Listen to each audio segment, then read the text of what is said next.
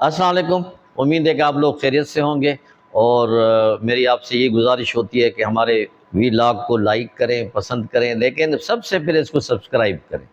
اور bell icon کو دبائیں تاکہ آپ کو سارا ہمارا نوٹیفیکیشنز ملتے رہیں۔ اگر اچھا لگے تو کسی دوست کو بھی شیئر کر لیں، یہی میری کامیابی ہے۔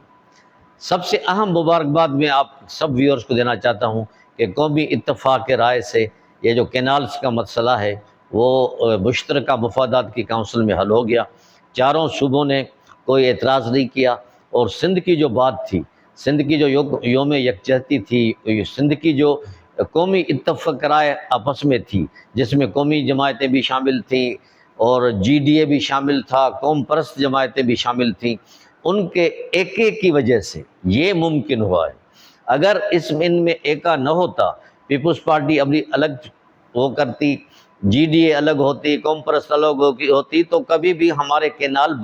نہیں بند ہوتے، یہ بنتے ہی بنتے۔ لیکن ایک لحاظ سے ہماری کا جو قومی اتفاق رائے ہے جو ہمارا، وہ کام آ گیا، اور اس کو وفاق کو بھی گھٹنے ٹیکنے پہ مجبور اس لیے کیا گیا ہے، اس لیے ہوا ہے وہ بھی کہ یہ قومی یکجہتی کا پارا ہو رہا تھا، قومی یکجہتی ختم ہو رہی تھی، کیونکہ سندھ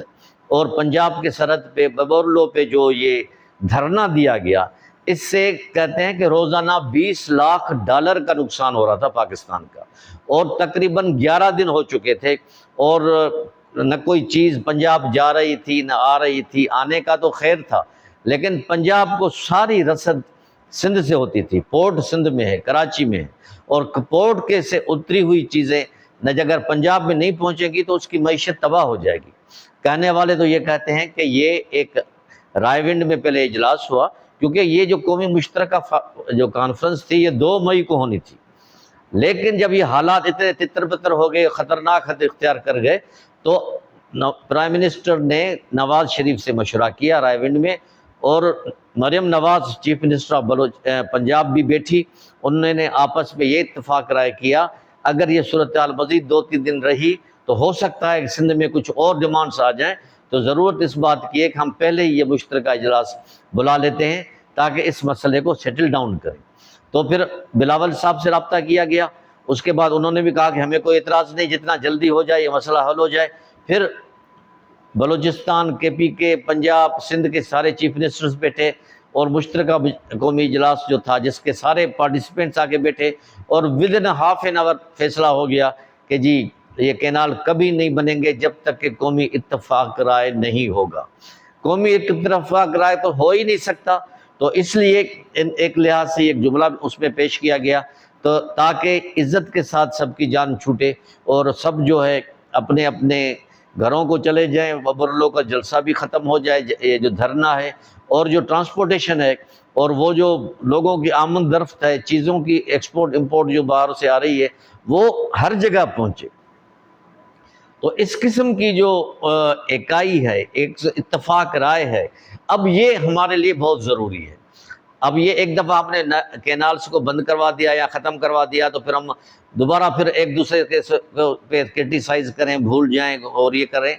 اب یہ ہمیں اتفاق رائے